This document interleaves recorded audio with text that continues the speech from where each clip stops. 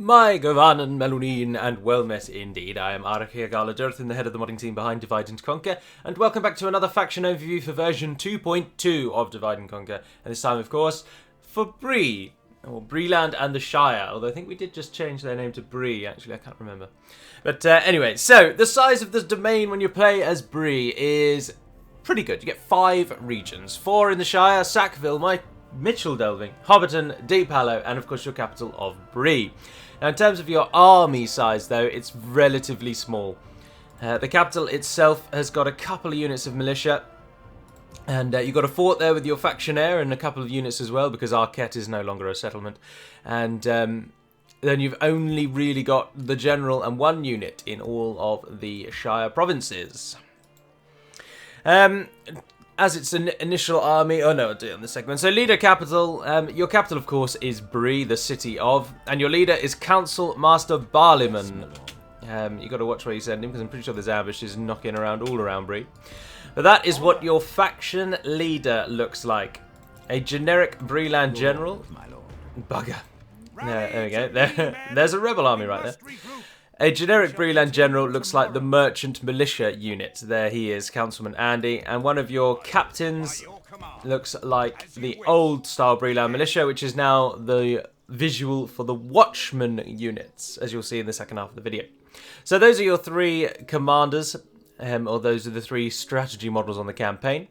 Your faction leader, Council Master Barliman, comes with gatekeepers, arguably Bree's finest unit, depending on which side you choose, and a very strong early game unit. They're going to help you out immensely. Barliman will be everywhere and in all places.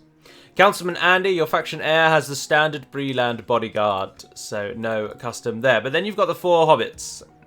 They all have the same bodyguard, which is the Banderbras archers. Oh, Bilbo doesn't. He has Shire Militia. Sorry, Bilbo gets Shire Militia. But the others, Paladin here, for example, has Banderbras archers.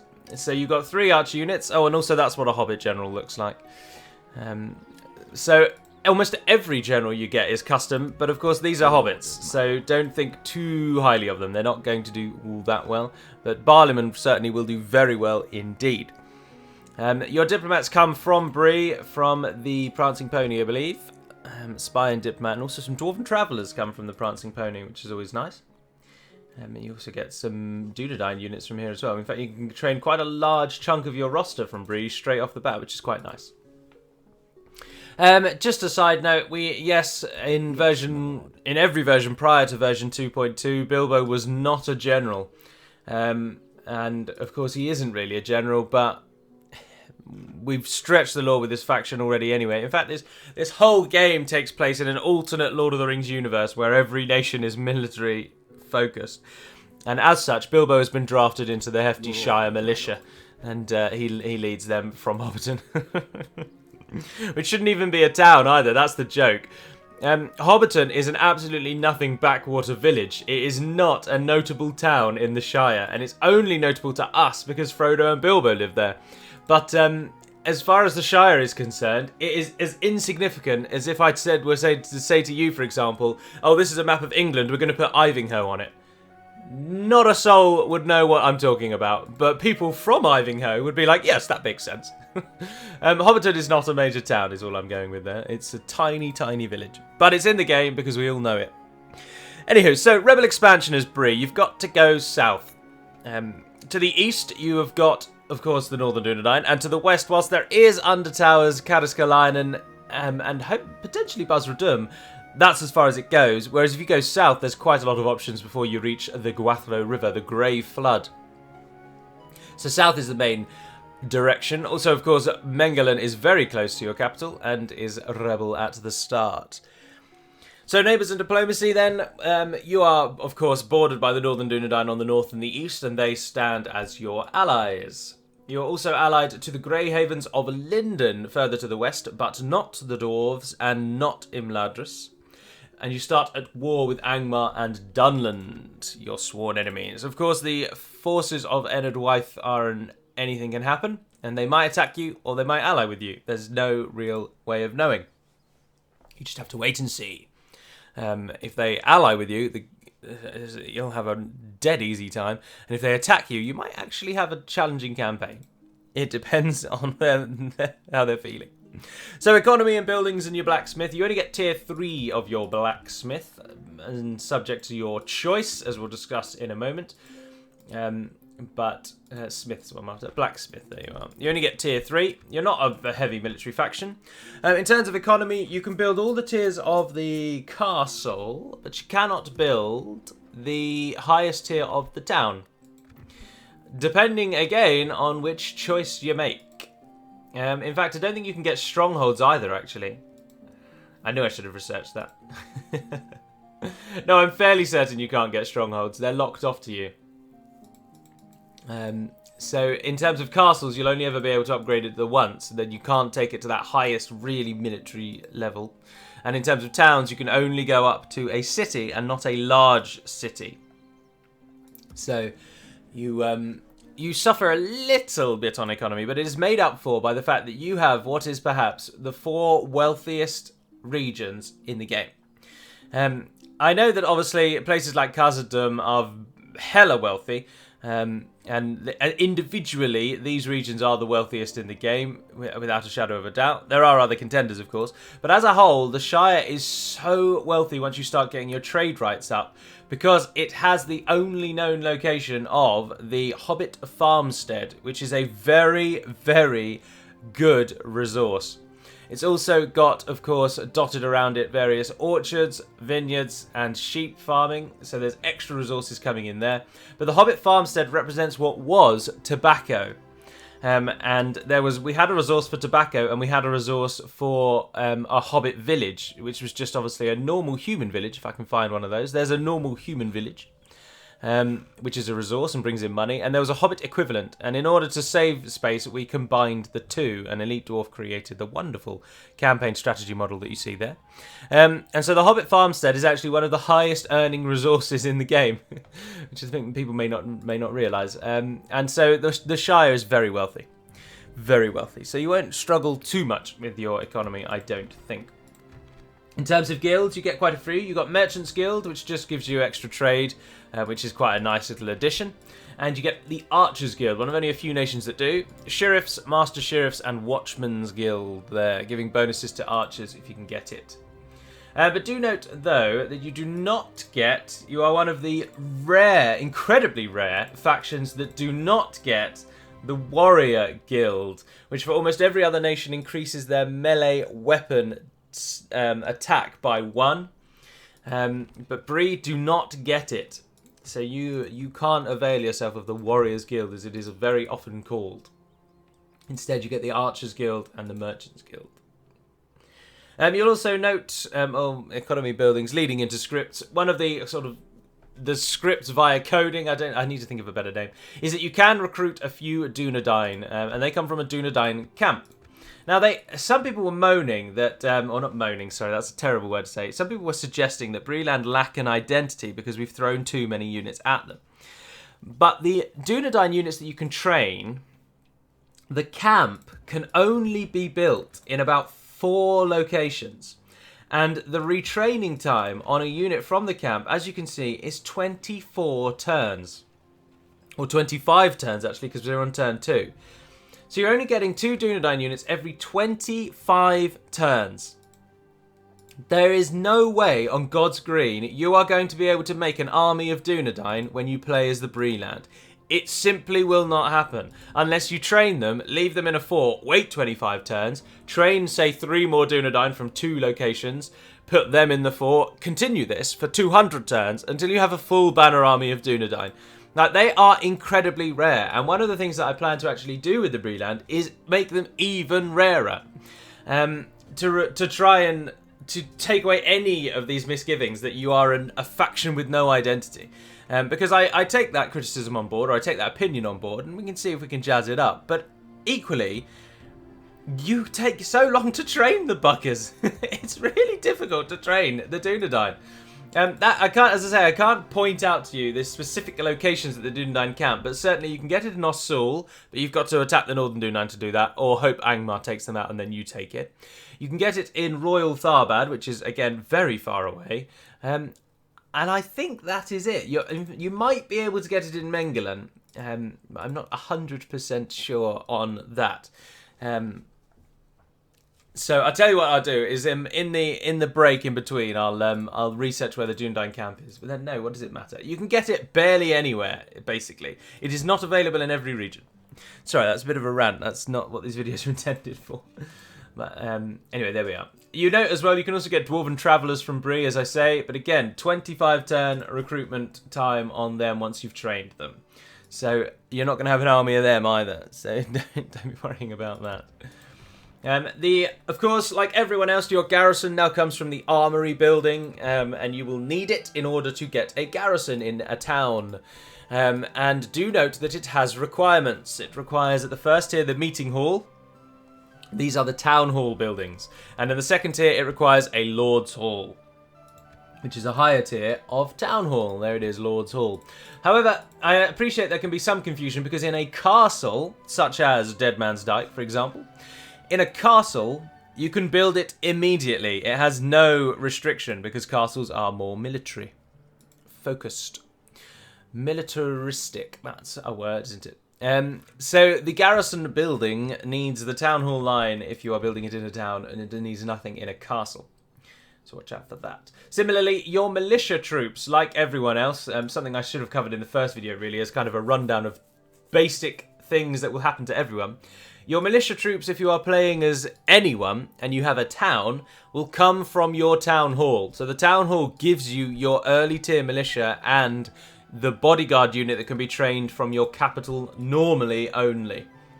However, in a castle, the militia troops come from the actual castle building itself, which is the equivalent of this building. In cities, it's the walls, and in castles, it's the actual castle image. So you can train militia troops and build your garrison the second you take a castle, as long as you have the right culture level. In towns, you have to build some infrastructure first. Right, so then we come on to the scripts then. So, the script for the Breeland, many of you will know now and many of you will have played as, is the choice to either join in the world's affairs or stand alone.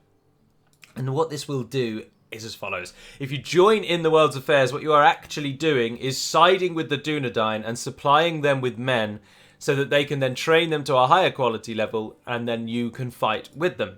So this expands your Dunedain potential roster and makes them more readily available. I will note that. So if you side with the Dunedain, you do become a kind of half-breed Dunedain taster faction and half the Breeland faction. But they also give visual upgrades to almost all of your units. Certainly your Breeland militia and your Watchmen units, which are the core of your army, as you'll see in a moment. So your whole army takes on a very Arnorian-themed design, and it is the closest we're going to give you to an Arnor. Additionally, if you side with the Dunedain, you get an Elven representative from Linden will join you. He, as a one-off, you get an Elven general. And very, very rarely, I mean literally so rarely it's unbelievable that someone would moan that you can do this, you get to retrain a few units of elves from Mitchell Delving, more specifically from the office of the Mayor of Mitchell Delving building. You can train a few elven units. And by a few, I mean a few. They are rare and they take ages to replenish. So, again, if you've got armies of them, it's because you're 250 turns in and you've been hoarding them. And it's like, at that point, what does it matter? You've won the game already anyway. So, anyway, so that's what happens if you side with the Dunedain. Additionally, as I've already mentioned, they give you access to their better blacksmiths. But you also then make less money from everything that makes money, reflecting the fact that you are now supporting the Dunedain war effort and you're paying for that. So, for example, the blacksmith building is the best example. We don't have a blacksmith building, but I can get one from here. So the blacksmith building gives you 40 income. If you side with the Dunedain, that will drop. And anything that gives income will drop. So anything that has a fixed value, which there you are, the market also does, that will also drop. And this applies to literally everything. I went through the entire buildings file, and anything that makes money will drop if you are the Bree. So even if you take something like, for example, the Bridge of Tharbad, which I believe makes a set income, even that will make you less money. So everything just makes you less money. You'll still be insanely wealthy by this point because the change or the choice happens around the 90th turn. So it is relatively late. It's so that you get a chance to play with at least some of your own barracks event units before you then make this grand choice. Now, of course, the alternative is to go independent or isolationist and call upon others to do your fighting for you and not yourselves. So if you choose this option, you can upgrade your cities to the highest tier, is the first available thing. And then from your culture increasing buildings, which for the Breeland is the Traveller's Rest. From that building, there are 2 extra tiers of it. I should be able to show you them if we go onto this side. I can't remember what they're called. Just click on them all. Oh no, it's not available on that side. This will be why. What is its name? No, I don't know. I'm having a nightmare with it. Gathering halls, there we are, that's what it's called for the Bree.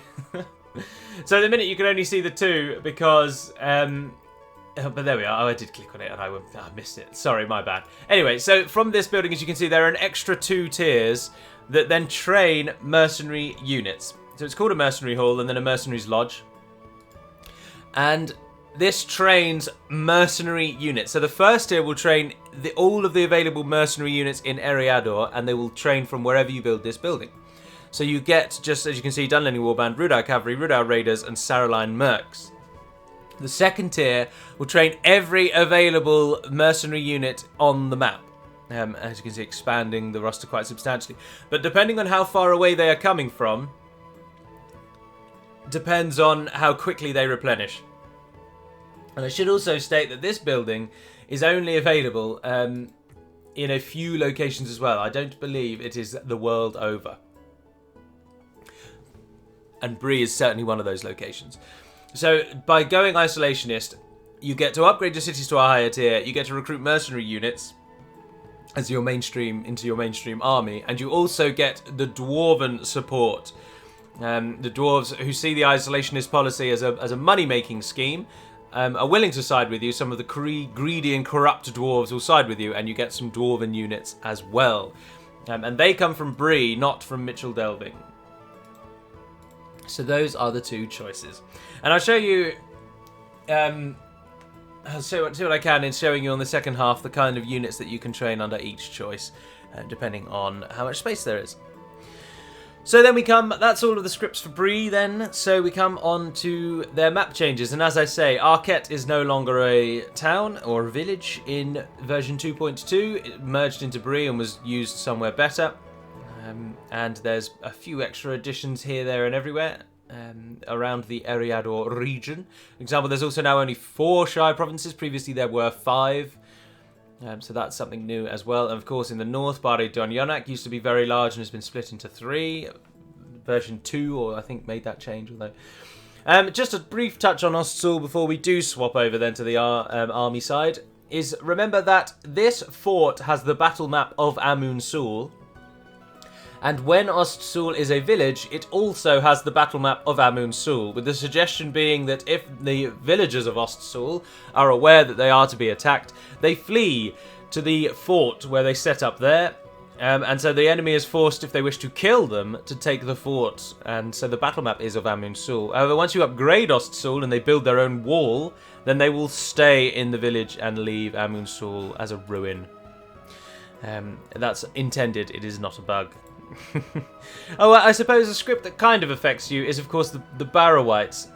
So when you take Mengelin, the Barrowites will then start to spawn, and they will roam around and attack you, and they are very, very, very good. Their stats are unbelievable.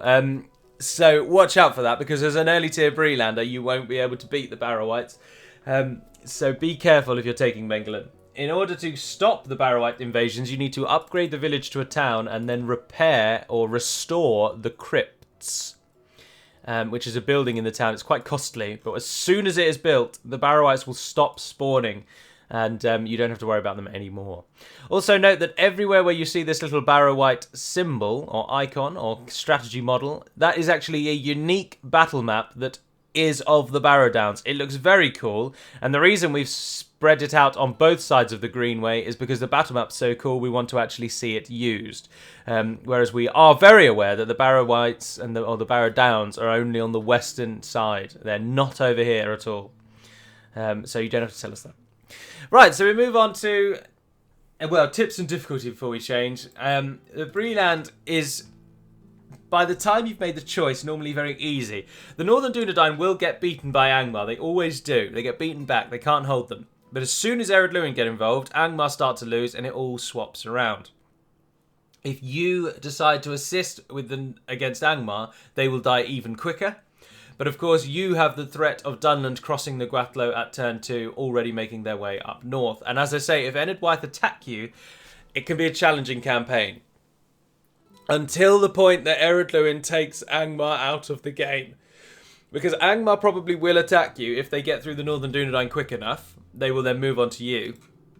Which means you could be attacked from 3 sides early doors.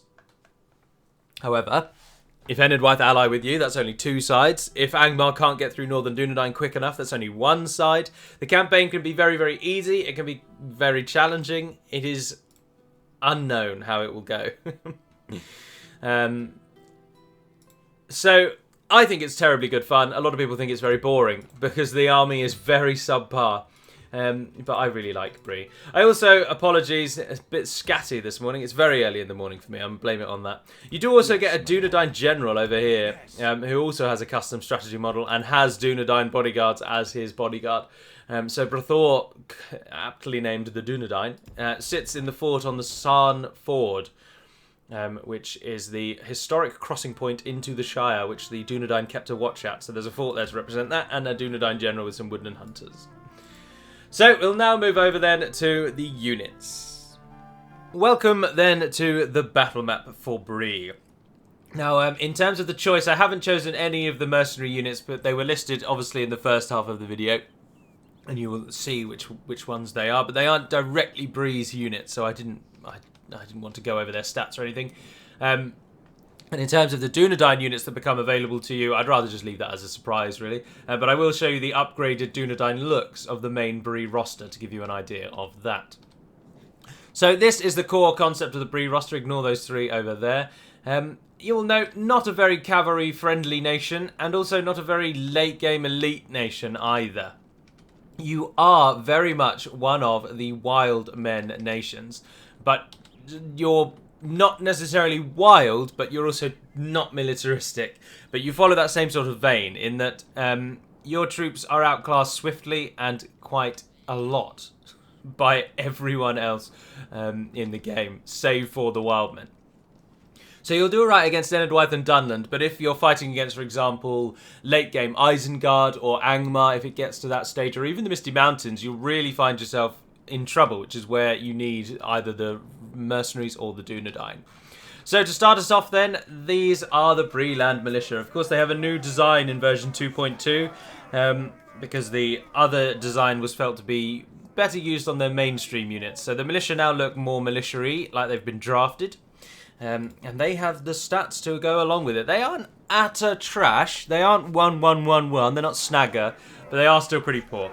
2 attack, 2 charge, 5 defense. That's not that great, is it? But they do get a bonus against mounts because, of course, they do have a spear. So they've got at least a little bit of a silver lining to their cloud. But they aren't very good, so do be cautious in using them en masse. Supporting them at this tier, though, a unit that will do very well are the Lumbermen. Lumbermen have a 5 attack and a 5 charge, and they're effective against armour. But their total defence is abysmal, and that's 1 armour and 2 defence skills. So they will die to arrow fire very easily, but hopefully you can get them in to do a nice flank attack before they go down. They're very, very good if the enemy doesn't fight back. So hitting them in the rear, hitting them in the side. They'll do wonderful to enemy morale, or they'll do dreadful things to enemy morale, and they'll get some good kills on their initial charge, but as the battle draws on, their low defense means that they will die quicker than they can kill the enemy. So be careful. You also get, coming from the Shire only, the Shire and Bree, in fact the 5 starting regions where you can train these are Hobbitry and Arms. And they are also effective against armour, but don't have the charge bonus to make them solid flank infantry. The same defence as the lumbermen and a lower attack. They are really just a cool little flavour unit. The effective against armour does make them at least passable, but otherwise their stats are abysmal, and their morale is very low. Hobbits will not fight for long, do note that. They're not Gondorians by any stretch. And but as I say, their effective against armour does boost them a little, and they can hide anywhere, so you can mount... They perform the same role as the lumbermen, but they're a sneakier and lighter version. They're also cheaper, I should imagine. Oh, they cost the same. Yeah, that's all right. Their upkeep will be very negligible as well, so... they are useful. And remember, there are 202 of them, just as there are the lumbermen, so 2 kind of strike infantry, one that hides anywhere and one that's more aggressive. So these ones might survive a little bit better, even if you can't get to hit the enemy in the flank. But these ones can hide anywhere, giving you almost a guaranteed flank attack. But they're a little worse to pay for that, so it plays off. You also get to the Watch Sheriffs, who also hide anywhere. Now these people, when they're using their melee attack, they are rubbish. Their melee attack is 1, and their total defense now is 2. However, they throw stones, and the stones are effective against armor, and they get 50 of them, which means almost any battle they will not run out of ammunition. So they can throw this 1 damage armor-piercing stones for almost the entire battle. There's only 177 of them, and their range is only 60, so they have got to get up close. But, excuse me, sorry, they will do a lot of damage if left unchecked. They're kind of like silent killers. You don't really realise that they're killing your troops, and then you look at the stats at the end and you learn they've killed 200, for example.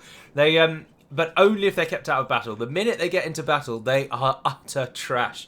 They will do nothing but die. You'll get so lucky if they kill anything in melee. But if you can get them to just throw those stones, they will help you out immensely. They are particularly useful, speaking from experience, on bridge battles, where you can keep the enemy pinned and just pelt them with stones non-stop. So useful for that, garbage and everything else.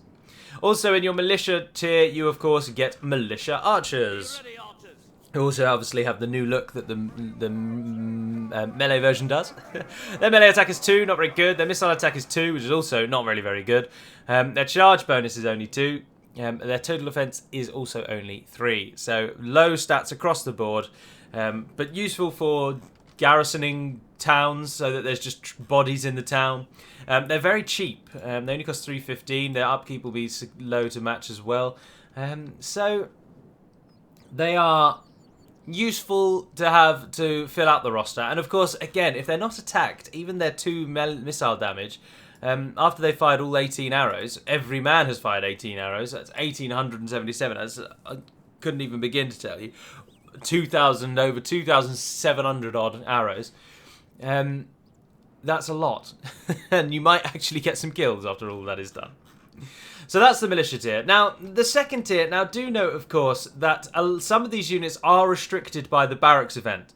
But in terms of actual stats, most of your army now conforms to this mainline tier, which is how I set these videos up. So even though the barracks event can kind of be taken to be at this line, do note that you actually get merchant cavalry before the barracks event, you get Shire militia before the barracks event, you get merchant militia before the barracks event, Greenway sentries, woodland hunters, but all of their stats come in at the same sort of tier in one way or another, so that's why they're all in this line. So we'll start with the merchant militia because, as I say, you can get these a little earlier. And certainly believe you can, anyway. Merchant Militia, I think, are a really cool unit because, as you can see, they look like they are wearing heavy plate, which they are. And so to reflect that, their armor skill is 12, which is really high for an armor skill. And they get a shield defense skill of 3, because it is only a small shield. But they have no defense skill. So they also have a particularly low attack for their tier, which is why they're better suited, really, at being a sort of in the middle. So their attack is only 4, their charge is only 3, their defense is 15, but their morale is also really poor. So I think they're a cool unit because they are one of the few units that actually represents visually entirely their stats, or their stats represent their visuals completely. they aren't very good fighters. They're not warriors. They're just people who are looking for an easy penny, escorting merchants through the relatively peaceful lands of Minhiriath. And so they slap on big expensive armor to keep themselves protected because they don't want to actually fight anything. But they're garbage fighters when they get there. So they're just an interesting unit. And of course armor-piercing enemies will take them down, but they'll survive arrow fire quite nicely, and they'll survive low-tier attacks quite nicely as well. So those are the Merchant Militia. They also cost a reasonably large amount for what they do, because, again, they're merchants, and you have to pay for them. And I just like it. They're a themed unit, and it's rare that we have those. They're available everywhere, by the way, but two of your AOR units at this tier are the Greenway Men-at-Arms and the Shire Militia. Again, Shire Militia come only from the Smeal building, so I think you can also get them in Undertowers, but primarily the Shire and Bree. They can hide anywhere. No effective against armor stats this time. They're just basically militia that can hide anywhere, but they have a reasonably good defense. With a 5 attack and a 2 charge, I mean, that's passable. They're average morale rather than poor. And as I say, their defense is 12, with a nice healthy split between the three, so no clear weaknesses other than that it's just low overall anyway. But they are actually quite good, Shire Militia. They will actually hold up. They're considerably better, of course, than the Men-at-Arms, or the Hobbitry Arms and the Sheriffs. But they're still not amazing, so do be careful. They're cheap, though. 630, and you get 177 of them. Greenway Men-at-Arms are next. One of my favourite units for Bree. I think they've looked amazing since Third Age Total War dreamt them up. And here they are. They already have a bit of an Arnorian themed design before we even made the choice to turn Dunedain units Dunedain. But they're a spear unit, despite looking potentially halberdier-ish. But no, they're a spear and shield unit with a 5 attack, which is always lower for a spear unit.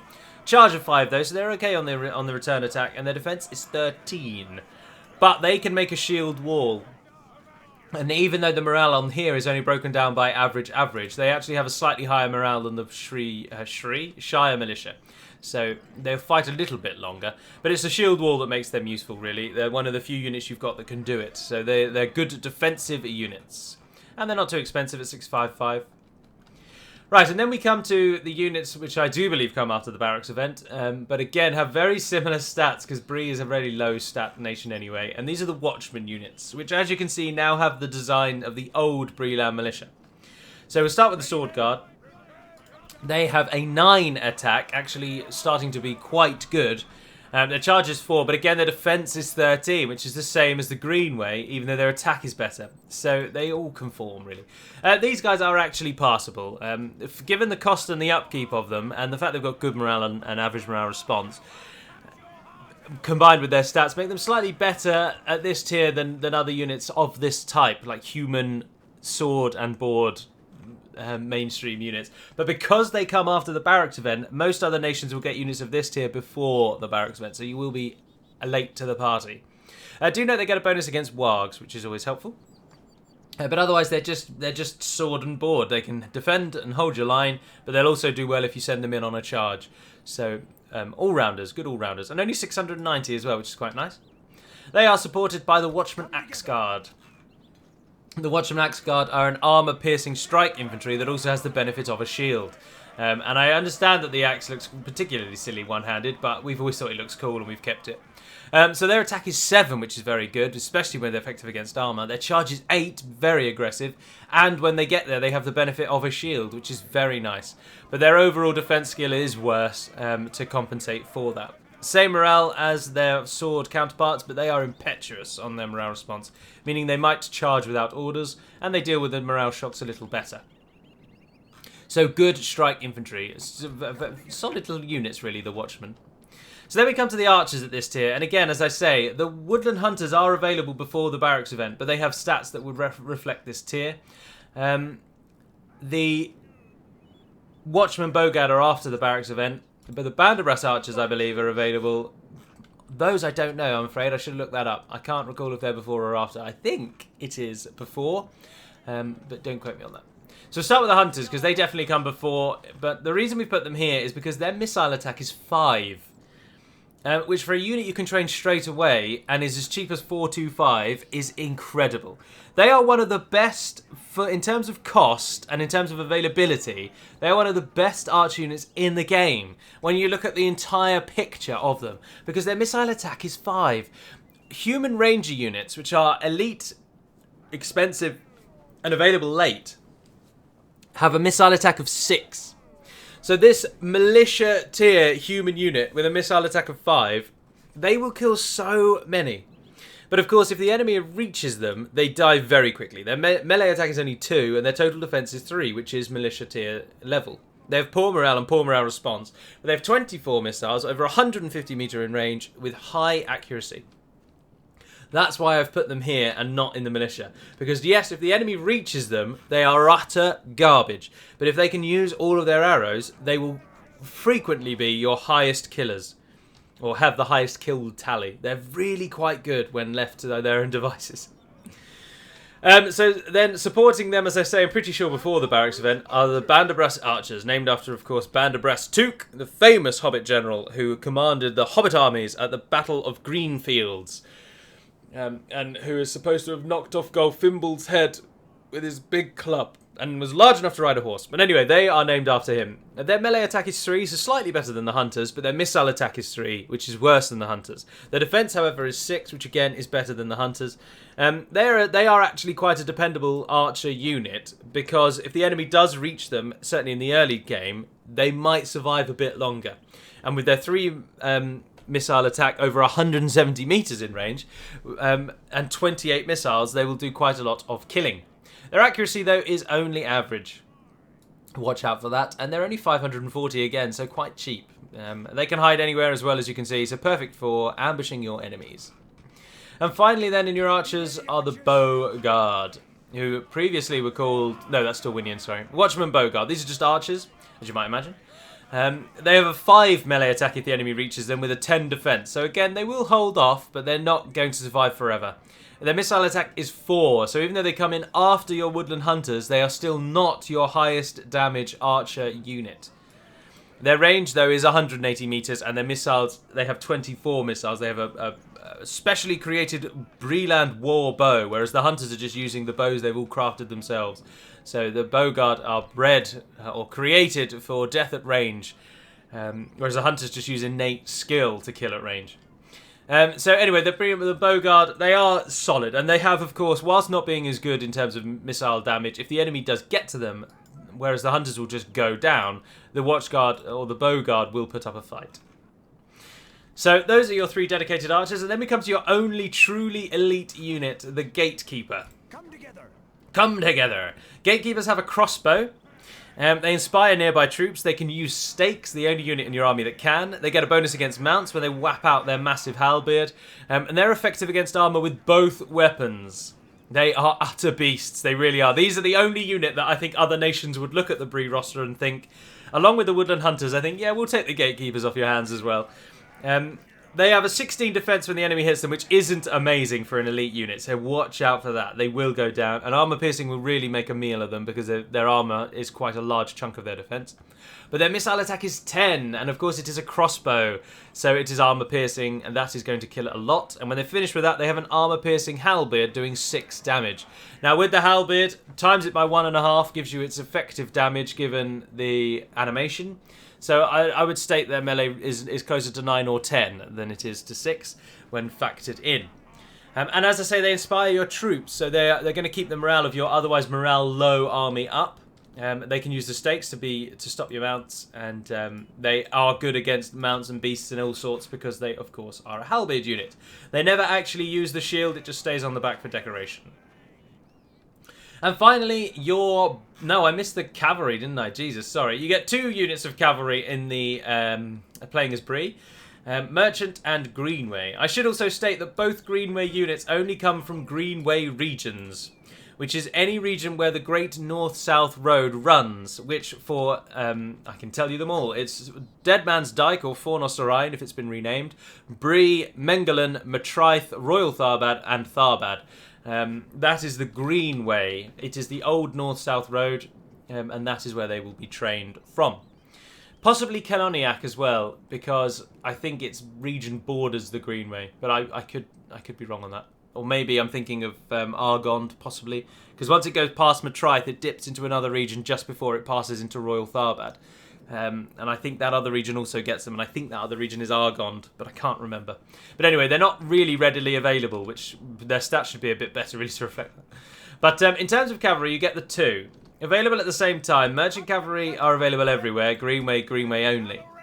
Merchant Cavalry follow the same pattern that the Merchant Militia do, in that they are terrible fighters, with a 4 attack, a 5 charge, which isn't very good for cavalry, poor morale response, but a 12 armour stat. So they'll survive relatively well against arrow fire and things like that, but once they reach the enemy, they're just useless. The Merchant Cavalry is very good at running down routing units or breaking the enemy with a quick charge into their back, because they still ride a horse, and they still get the benefit of the mass stat of the horse. But overall, they are pretty damn poor, and all they've got going for them is their survivability of their armour. Otherwise, they'd be full-on militia trash. But they're available everywhere. Their recruitment cost varies because they are mercenary units for the dwarves, so their recruitment costs can't be shown at this time. But the cavalry unit that will actually do well for you are the Greenway. And their attack is only 4, but their charge now is 8. They have a spear rather than a sword, which always helps in charging as cavalry. And their defense is 13, spread evenly over shield, defense, and skill, or spread more, as you'd imagine, over the 3 defense stats. Their morale is better, and they get a bonus against wargs, which is nice. They have a secondary attack. They have a secondary attack of 7, compared to the Merchant Cavalry's only attack of 4. So this is the cavalry unit you actually want to use. They will do good charges. They will survive a little bit better in the prolonged melee, certainly against armor piercing, and they are just better overall. Both of these units ride the Northern Heavy Horse, or the Standard Northman Horse, which, as you'll note from the Misty Mountains episode, certain units get a bonus directly against this unit. So watch out for that. Now we come to the Bodyguard. The Bodyguard used to be mounted, of course, but we took away all the mounts, and that was uploaded as an extra submod, which I still have yet to actually upload for 2.2. I should do that at the moment while I'm doing all this modding work. But anyway, the Breeland Bodyguard is one of the better bodyguards, because it is one of the few that now is effective against armor, which is a wonderful bodyguard trait. They have an 8 attack, supplemented with that armor piercing is brilliant, charge of 6, and a defense of 21. They are actually quite good, but remember they do have average morale and only good morale response. Most bodyguards have excellent morale, yours only have average. So your general won't fight forever. You are Bree, you are not a military nation, you are being cajoled into fighting by your Dunedain neighbours or by sheer defiance of will, but that doesn't make you solid warriors. Unfortunately, a trained army will always beat an army that's fighting for survival. Unless in very rare cases, as all you history buffs are going to point out. But will is not really good enough to take on professional forces. And certainly in Divide and Conquer, that statement is true. Your late game army will die to almost every other late game army. You need to use speed, cunning, and your overwhelming economy, which you will note you will have eventually, to beat people. You're kind of verging on needing numbers to win, but not to the level that Mordor and Goblins and Misty Mountains and things like that do. But anyway, so finally, before we end the episode with our brief fight against whoever our enemy is, this is what your Breeland militia units will look like if you side with the Dunedain. They just have the symbol of Arnor in the middle there. The Scepter of Anuminas with the 7 stars. For the 7 stars!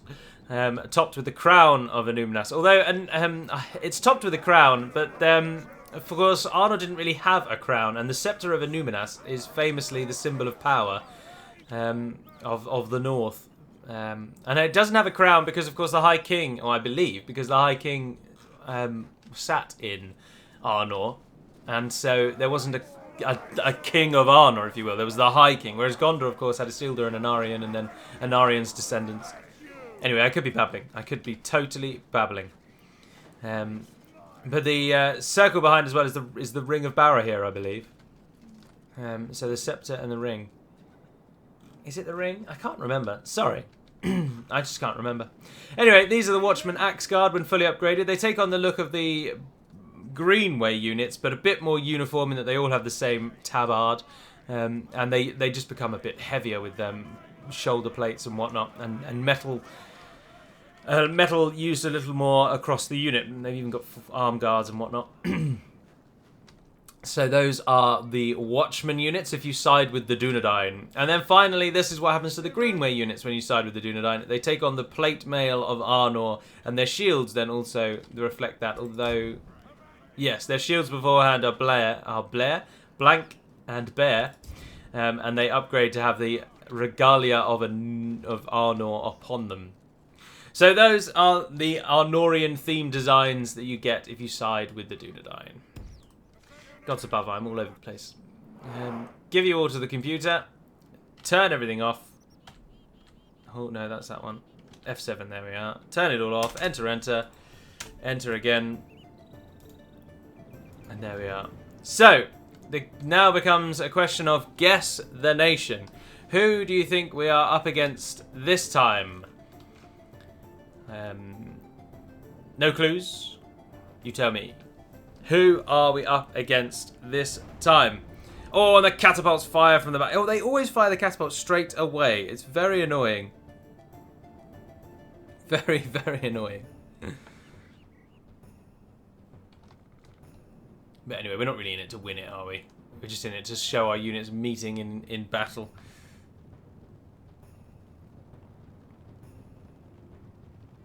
Doon, doon, doon, doon, doon, doon, doon.